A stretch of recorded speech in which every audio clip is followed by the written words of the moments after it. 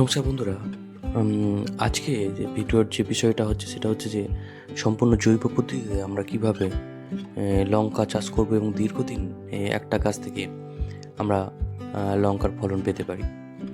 সাধারণত জৈব পদ্ধতিতে করলে গাছগুলো সাধারণত দীর্ঘদিন ধরে ভালো থাকে। তাই জৈব পদ্ধতিতে এই লঙ্কাগুলো যে গাছগুলো সবকটাই করা হয়েছে এবং জৈব পদ্ধতিতে করতে গেলে সাধারণত মাটি তৈরি করার সময় আমরা বেলে দোআঁশ মাটি তার সঙ্গে ভার্মি কম্পোস্ট মিক্সড করে কিন্তু মাটি বানাবো। আর এটা এই যে মাটিটা সেই মাটিতে কিছু জৈব সারও কিন্তু প্রয়োগ করতে হবে। সেগুলো যেমন হাড় গুঁড়ো, শিংকুচি, নিমখোল, বাদাম খোল সেটা কিন্তু দিতে হবে, যার অনুপাতটা আমি পরে বলছি।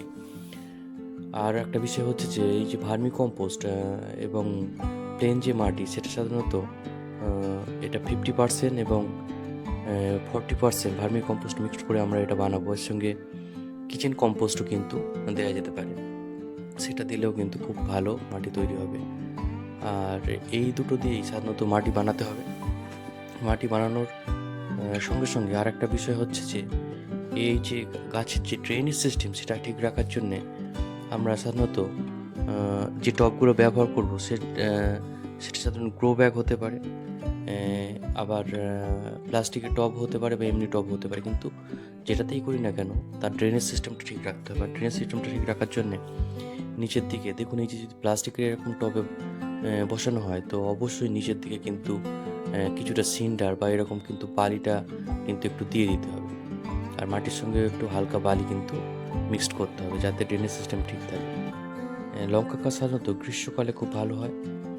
আর প্রচণ্ড গরম এবং প্রচণ্ড বৃষ্টিটা এড়িয়ে গেলেই কিন্তু খুব ভালো লঙ্কা হয়। যে জৈব সারগুলো যেগুলো দেবো দেখুন, এখানে সবটাই 1 চামচ করে হাড় গুঁড়ো, 1 চামচ শিংকুচি, 1 চামচ নিমখোল এবং যে সর্ষের খোলটা সেটা কিন্তু খুব অল্প পরিমাণে দেবো, একদম হাফ চামচ সর্ষের খোল দেবো। আর এই যে গোড়ার থেকে কিছুটা দূরে কিন্তু সারটা প্রয়োগ করতে হবে, একদম টবের গা বরাবর এটা দিতে হবে, গাছের গোড়াতে কিন্তু সারটা দেওয়া যাবে না।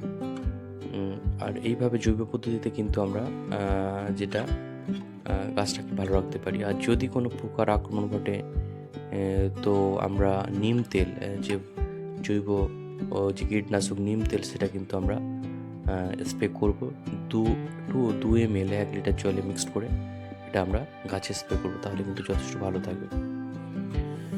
আর গোড়াতে অবশ্যই খেয়াল রাখতে হবে, গোড়াটা যদি শুকনো হবে তারপরে কিন্তু জল দিতে হবে। আর প্রতিদিনই কিন্তু জল দিতে হয় লঙ্কা গাছ সাধারণত, এবং মাঝে মাঝে গাছের গায়ে কিন্তু স্প্রে করতে হবে, তাহলে গাছটা কিন্তু ভালো সতেজ থাকবে এবং বিভিন্ন পোকার আক্রমণ থেকেও কিন্তু গাছের পাতাগুলো ভালো থাকবে, তো সেটা খেয়াল রাখতে হবে। আর ভার্মি কম্পোস্টটা অবশ্যই কিন্তু মাটির সঙ্গে ব্যবহার করতে হবে, মিক্সড করতে হবে, এবং জৈব সারগুলো কিন্তু মিক্সড করতে হবে। আর যদি কোনো ফাঙ্গাসের আক্রমণ ঘটে বা মাটি তৈরি করার সময় কিন্তু আমরা অবশ্যই ট্রাইকোডার্মা ভিরিডি যে কোনো কোম্পানির এখানে দিতে পারেন। এখানে প্যান্থারের ট্রাইকোডার্মা ভিরিডি দেখানো হচ্ছে।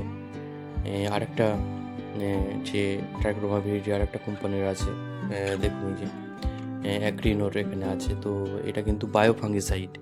সুতরাং এটা দিয়ে এলে নিচের যে শিকড় বা রুটে যদি কোনো ফাঙ্গাসের আক্রমণ হয় বা কোনো রোগ পোকার আক্রমণ হয় তাহলে কিন্তু এটা অনেকটা রক্ষা করবে। তো বন্ধুরা, এইভাবেই আপনারা বায়ো পদ্ধতিতে এটা করতে পারেন।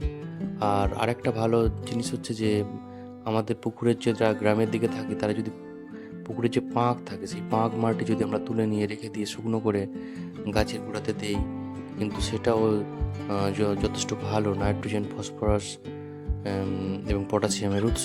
সুতরাং এটা দিলেও কিন্তু গাছের গ্রোথ খুব ভালো হবে। তো এইভাবেই কিন্তু একদম সামান্য